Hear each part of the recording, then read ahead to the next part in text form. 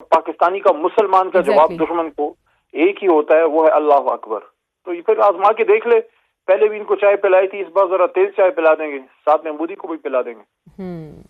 मेरे ख्याल खान में साहब, आप बतौर पार्टी ये बात कर रहे हैं या फिर ये आपकी जाती राय है? क्योंकि आपकी पार्टी के कुछ रहनुमा इस हुकूमत पर तनकीद कर रहे थे कि जब भी शरीफ खानदान इख्तिदार में आता है तो मुल्क की सालमियत खतरे में पड़ जाती है। नहीं, मेरे ख्याल में सियासत में सियासी इख्तिलाफ तो हमारा होता है, सख्त तरीन सियासी इख्तिलाफ हमारा रहा है, मुस्लिम लीग नून से भी है और पीपल्स पार्टी से भी। लेकिन किसी की महबुल वतनी पे सवाल नहीं उठाना चाहिए, सब महबूब वतन पाकिस्तानी हैं। अपने सियासत के तरीक़ाकार में फ़र्क हो सकता है, हमारा कोई तरीका और होगा, मुस्लिम लीग नून की पॉलिसी और होगी, लेकिन इस वक्त इन बातों का कोई फ़ायदा नहीं है। मेरे ख्याल में हुकूमत को थोड़ा सा बालिग नज़री का सबूत देना चाहिए और अपोजिशन के सबसे बड़े लीडर और कौम के बड़े लीडर इमरान खान साहब से रब्ता करना चाहिए। इस वक्त अगर हिंदुस्तान में पाकिस्तान से एक पिक्चर, एक फुटेज चली जाए जिसमें वजीर आजम और जिसमें सदर और आर्मी चीफ और इमरान खान साहब और कुछ और जमातों के सरबराह पाकिस्तान की खातिर कम अज कम एक पेज पे नजर आए, बाकी अपनी अपनी सियासत हम सब करें, मेरे ख्याल में बड़ा तगड़ा जवाब होगा। तो मैं ये जानना चाहती हूँ कि आप लोगों की जानिब से हमेशा ये मुतालबा क्यों किया जाता है, मुल्क में कोई भी इशू हो, खान साहब की रिहाई का देरीना मुतालबा ही क्यों? क्या खान साहब के बाहर आने से आपको लगता है सब कुछ ठीक हो जाएगा? नहीं, सब कुछ तो खान साहब के बाहर आने से ठीक नहीं होगा, लेकिन खान साहब के बाहर आने से ये होगा कि जो जंग है वो हमेशा फौजी नहीं कौमें लड़ती हैं और फौज के पीछे पूरी कौम को खड़ा होना चाहिए। अगर कौम तकसीम है, अगर कौम में तफरीक है तो उसका फायदा दुश्मन को होगा। इमरान खान साहब पे सियासी केसेस हैं, उनको बाहर लाना चाहिए, बहुत हो गया उनको दीवार से लगाना। इस वक्त पूरी कौम की जरूरत यह है कि सारी कौम इस वक्त दुश्मन को एक तगड़ा जवाब दे और उसके लिए मेरे ख्याल में वक्त की जरूरत है कि न सिर्फ इमरान खान बल्कि तमाम सियासी जो ज़ुलमा हैं उन सबको एक पेज पे लाया जाए और पाकिस्तान की खातिर एक मजबूत जवाब दुश्मन को तगड़ा दिया जाए। ये कोई जाती मफाद या सियासी फायदे की बात जो भी करना है पाकिस्तान की खातिर करना है। हम अफरूजे पर बात कर लेते हैं। खान साहब, आपको लगता है कि अगर खान साहब को परोल पर लाया जाता है या उनके साथ बैठ के बातचीत की जाती है इस मामले पर, तो वो इस हुकूमत के साथ बैठने को तैयार होंगे? क्योंकि बिल्कुल ऐसी ही सिचुएशन एक आपकी हुकूमत में भी आई थी जब कुलभूषण और जब वहाँ से एक स्ट्राइक की गई थी और हमने स्ट्राइक बैक किया था, तब एक कौमी सलामती का इजलास बुलाया गया था जिसमें हमारी इतलात के मुताबिक खान साहब ने इस अपोजिशन के साथ बैठने से मना कर दिया था। तो अब अगर वही सिनेरियो होता है तो खान साहब इस हुकूमत के साथ बैठने को तैयार होंगे?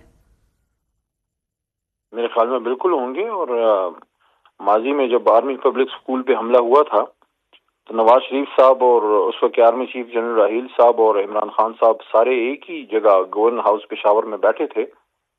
बाकी एक बात मैं आपको ये भी कहूंगा कि हमारी जो मीडिया है उसका तुरा इम्तियाज ये रहा है कि हमेशा प्रो और कॉन्ट्रा डिबेट करा के रेटिंग बढ़ती है। इस वक्त हमें रेटिंग के चक्रों से निकल के हमें कौम को मुतहिद करने की जरूरत है। तो इसलिए ये चीजें अगर हम याद दिलाएं, फिर हम कुलभूषण यादव की तरफ जाएंगे, फिर हम जंदाल की तरफ जाएंगे, बगैर वीजों के आने की तरफ जाएंगे, फिर मोदी की साड़ियों की बात होगी। ये क्यों इन चीजों की तरफ हमें ले जाने की कोशिश की जाती है?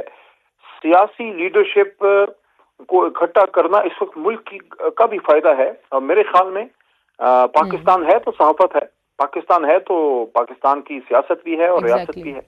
तो इसलिए इस वक्त ये चीजें याद दिलाने से फायदा कोई नहीं है। फिर ये बात भी आगे आएगी कि किसकी हुकूमत में कश्मीर हाउस के बोर्ड उतरे, फिर बात दूर तक जाएगी। इसकी जरूरत नहीं है। सबसे इम्पोर्टेंट बात दोबारा वही 100 बातों की एक बात के पाकिस्तान से आगे कोई चीज नहीं है।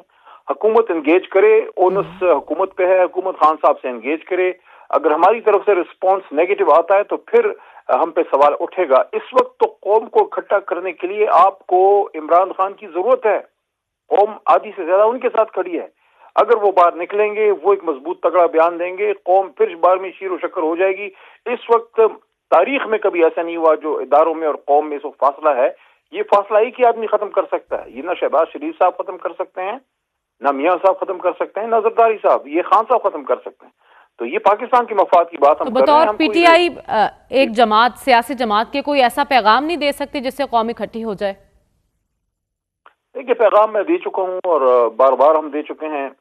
मैं समझता हूँ जो इस गुफ्तगू के इब्तिदा में बात की वही पैगाम है کہ جب آپ پاکستان کی بقا پہ آئے گی، جب دشمن ہمیں للکارے گا، پھر ہم نے یہاں سے کوئی نون لیگی پی ٹی آئی بن کے تھوڑی نہ بات کرنی ہے، پھر ہم نے یہاں سے پاکستانی کا جواب دینا ہے، اور پاکستانی کا مسلمان کا جواب دشمن کو ایک ہی ہوتا ہے، وہ ہے اللہ اکبر.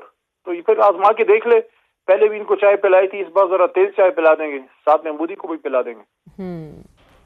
ابھی نندن کے معاملے پر ہم امید کرتے ہیں آپ نے جس انداز میں گفتگو کی ہے، آپ کی پارٹی لیڈرشپ جو اس وقت جیل کے باہر ہے وہ بھی ایسا ہی پیغام دے، اور آپ کا سوشل میڈیا ہینڈل اسپیشلی جو آپ کے حامی یوٹیوبرز ہیں ان کی جانب سے بھی ایک ایسا ہی پیغام آنا چاہیے کہ ہم سب ایک ہیں. اس کے لیے ایسی کوئی مشروط چیز نہیں رکھنی چاہیے کہ خان صاحب کو رہا کیا جائے یا ان کی رہائی سے ہی قوم یکجان ہوگی. لیفٹیننٹ جنرل عبدالقیوم صاحب، آپ سے میں اس تمام تر سینیریو کی ٹائمنگ پر بات کرنا چاہتی ہوں. کتنی امپورٹنٹ ہے یہ ٹائمنگ، اور اس دوران ہم مودی کے دوروں کو بھی نظر انداز نہیں کر سکتے؟ دیکھیں، ایک تو علی کی ہمیشہ گفتگو بڑی اچھی ہوتی ہے، اور ہی از اے سین وائس تحریک انصاف میں. اور میں اگلے دن سن رہا تھا عمر ایوب صاحب نے بھی بڑا انکریجنگ ایک سٹیٹمنٹ دی تھی. مولانا فضل الرحمان صاحب بھی کچھ اختلافات رکھتے ہیں، لیکن ان کا بھی آپ سٹیٹمنٹ سنیں.